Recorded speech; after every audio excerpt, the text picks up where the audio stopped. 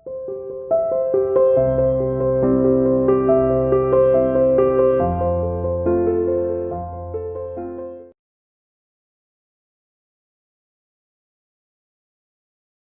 students, welcome to CR International School online class. Dear student, today we discuss lesson number 11, cash book part number 2 revision part. देखिए dear student, cash book में हमने पढ़ा था 3 types of the cash book है. Number 1 single column cash book, second is the double column, triple column हमारे syllabus में नहीं है, थर्ड है पैटी कैश बुक. मैंने कहा था एक दिन हम सिंगल करेंगे, एक दिन डबल करेंगे, एक दिन पैटी कैश बुक. आज डबल कॉलम कैश बुक के रिगार्डिंग में क्वेश्चंस करेंगे. सिंगल में पिछले वीडियोज के अंदर क्या पढ़ा था आपने? Only 1 column, only cash column. आज हम 2 कॉलम पढ़ेंगे और उसके अंदर कौन कौन से होंगे और उसका क्या फॉर्मेट होगा. सबसे पहले हम फॉर्मेट पे चलते हैं और फिर हम इलस्ट्रेशन लेंगे. वेरी सिंप्लिसिटी है. कैश बुक में 2 साइड होती है, एक रिसिप्ट होती है और एक पेमेंट होती है. तो ये is the format of the double column cash book. Date, particulars, voucher number, LF. There are 2 columns. So here is the receipt side. ऐसी date, particulars, voucher number, LF, and here the 2 columns. ये side receipt,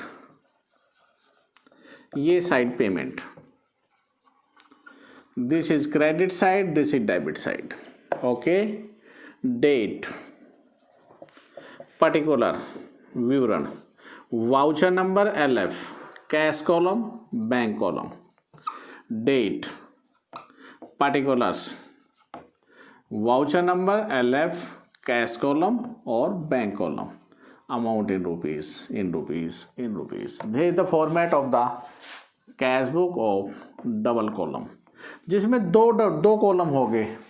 पिछले में हमने केवल cash column को लिया था, cash और बैंक 2 कॉलम हमारे पास आ रहे हैं. अब इसमें एक हम इलस्ट्रेशन लेके चल रहे हैं जिसको आपको अच्छी तरह से समझ में आ जाएगा डबल कॉलम कैश बुक में क्या है. कैश के रिगार्डिंग जो नगद होते हैं उनको कैश को हम यहाँ लिखेंगे, जो हमारे बैंक के रिगार्डिंग में होगा उसको यहाँ लिखेंगे. इसमें करवाने से पहले एक वर्ड मैं आपके सामने बता देता हूँ जो क्या है. एक वर्ड है CONTRA. This is Contra entry.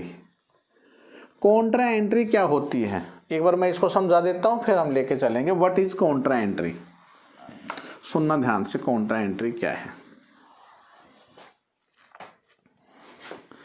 Contra entry वो एंट्री होती है जो दोनों अकाउंट को इफेक्ट करती है, प्रभावित करती है, कैश को भी और बैंक को भी. और वो कौन कौन सी होती है? फॉर एग्जांपल मैं देता हूं, समझना थोड़ा सा ध्यान से.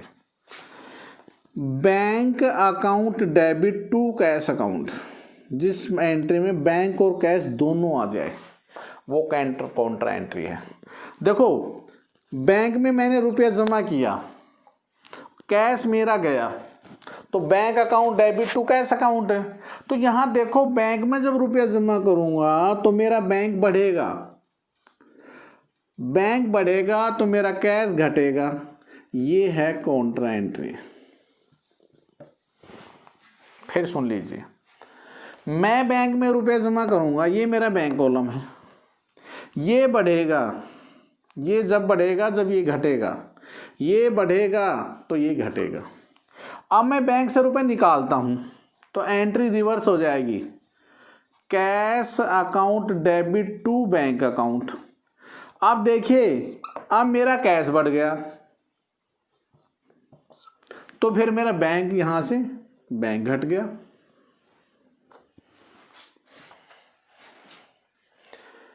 Cash account debit to bank, this is my contra entry. और बैंक के सामने क्या लिखा? By cash, this is my contra entry. देखो, पेमेंट में तो दोनों में कैश घटेगा.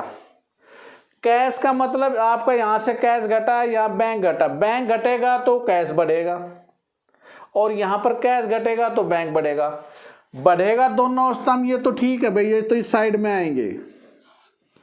लेकिन कैश हमारा यहाँ, जब कैश यहाँ से जाएगा तो हमारा कैश का सीधा इफेक्ट बैंक पे पड़ेगा, और यहाँ पर भी कैश का सीधा इफेक्ट बैंक पे पड़ेगा, क्योंकि बैंक से जो पैसा चलेगा वो यहाँ आके टिकेगा, ठीक है, और यहाँ से जो पैसा चलेगा वो यहाँ पे आएगा।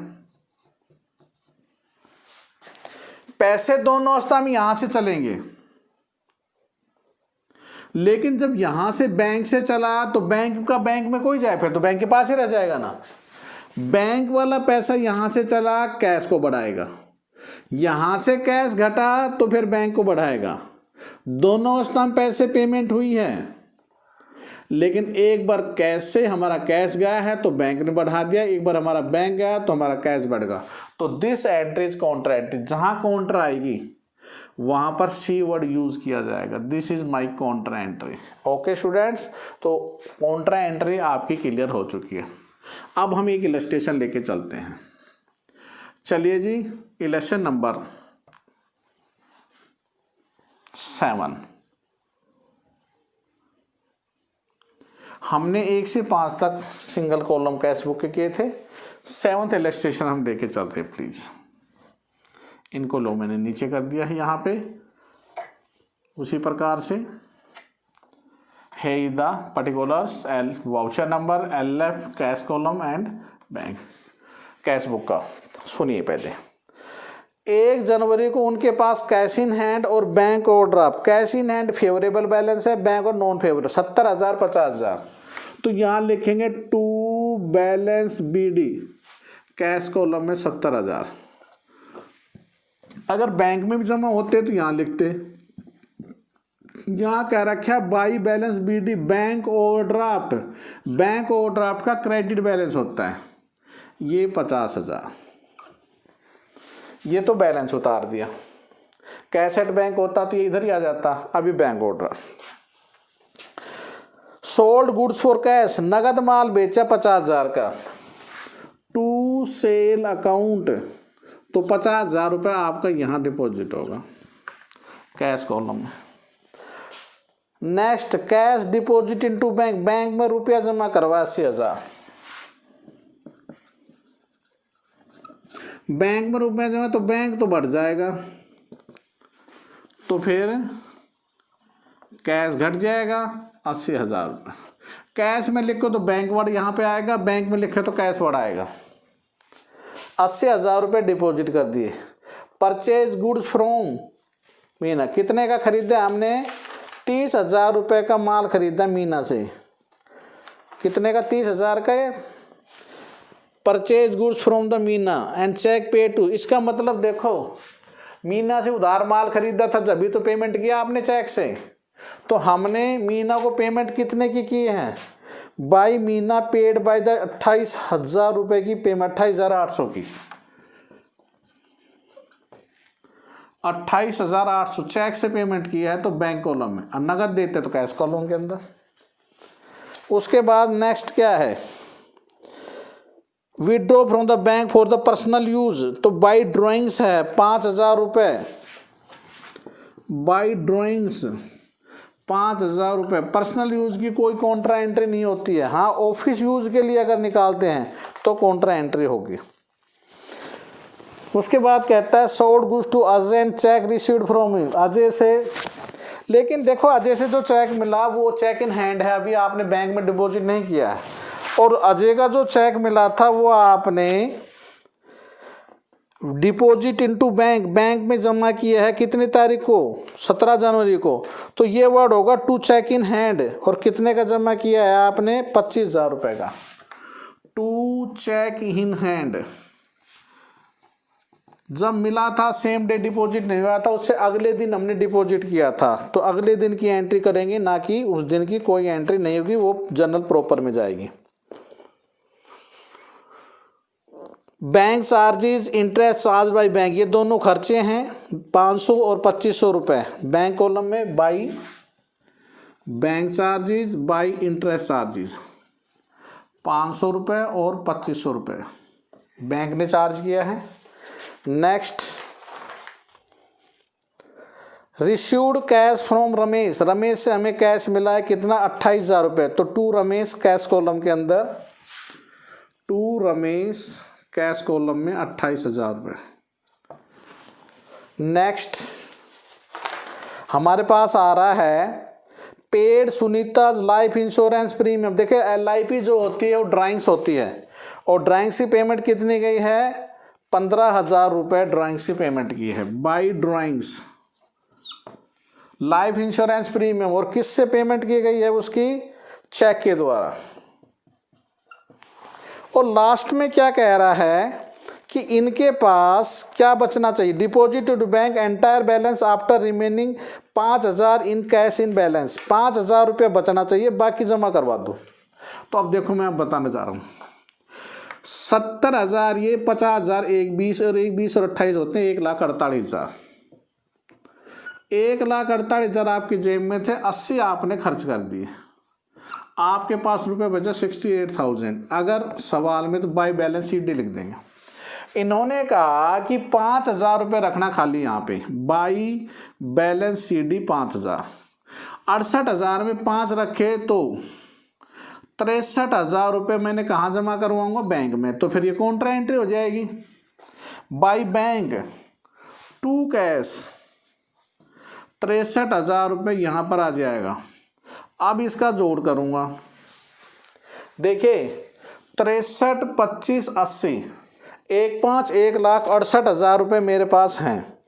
1,68 में से जब घटाएंगे तो मेरे पास बच गया 66,200 रुपये, ये साइड ज़्यादा 1,68,000 बाई बैलेंस CD। यहाँ पे जो डिफरेंस आया वो लिख देंगे, और इसका टोटल ये कितना आ रहा था, इसका टोटल आपका 1,48,000, 1,48,000 ऐसे इसका टोटल 1,68,000। ओके 1,48, 1,67, तो ये बच गया 66,200। ये अमाउंट और ये अमाउंट इधर आ जाएगा टू बैलेंस BD। 5,000 तो इनके पास कैश है और 66,200 रुपये इनके पास बैंक में डिपॉजिट। देखो पहले बैंक ओवरड्राफ्ट था, अब इनके पास डिपॉजिट है। ओके चलो जी, और एक इलस्ट्रेशन हम लेते हैं।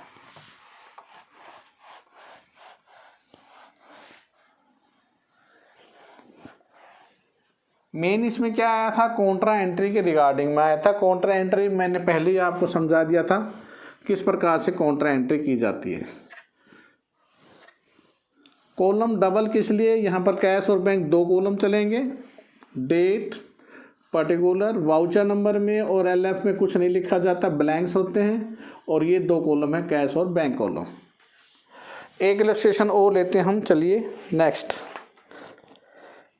इलेक्शन नंबर 8B चंडीगढ़ 2019 में आ रहा है। सबसे पहले कैश इन हैंड और कैश एट बैंक 2,800 और 7,000 रुपये। तो यहाँ लिखेंगे टू बैलेंस BD।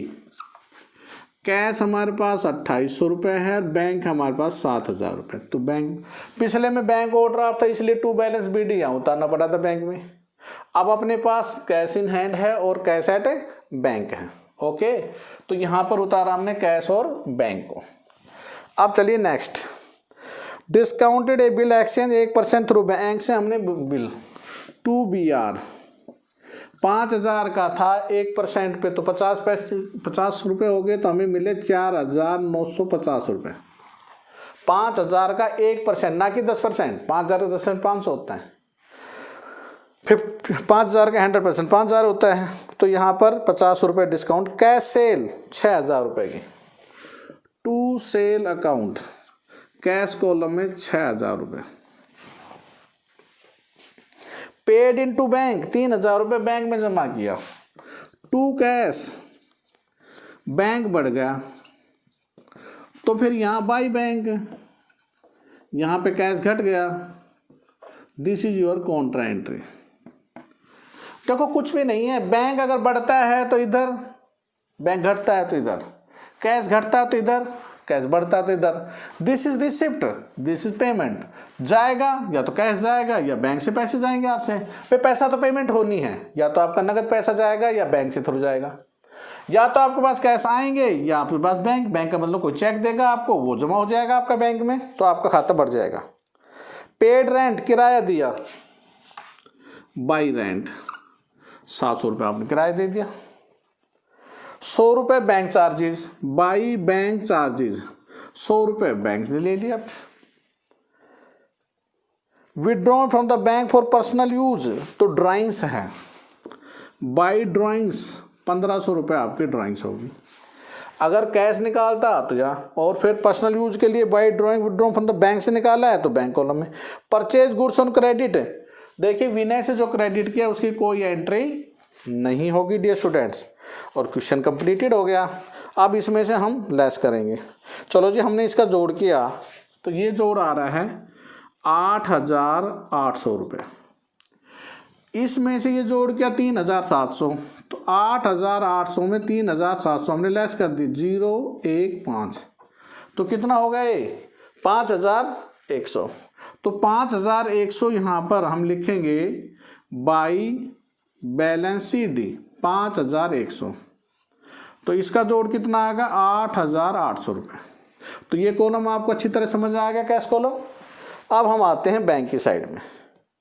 बैंक में हमारे पास क्या था, 7,000, 3,000 और 4,000, 14,950 रुपये, ये हमारे पास ये था। खर्च क्या हुआ हमारा, ये हमारा खर्च हुआ 1,500 और 1,600 रुपये। 1,600 खर्च होने के पास हमारे पास बच गया 13,350 रुपये,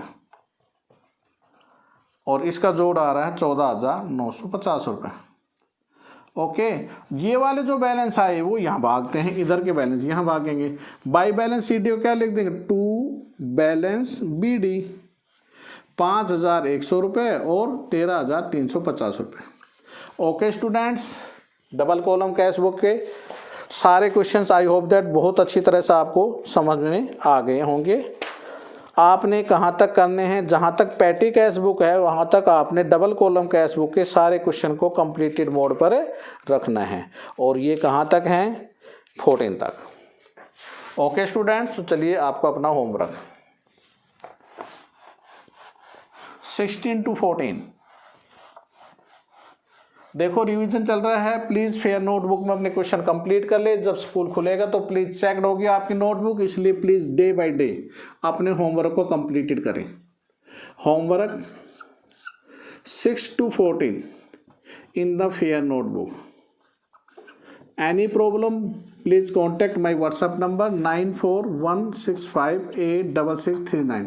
okay student, thank you, stay home, stay safe, goodbye, have a good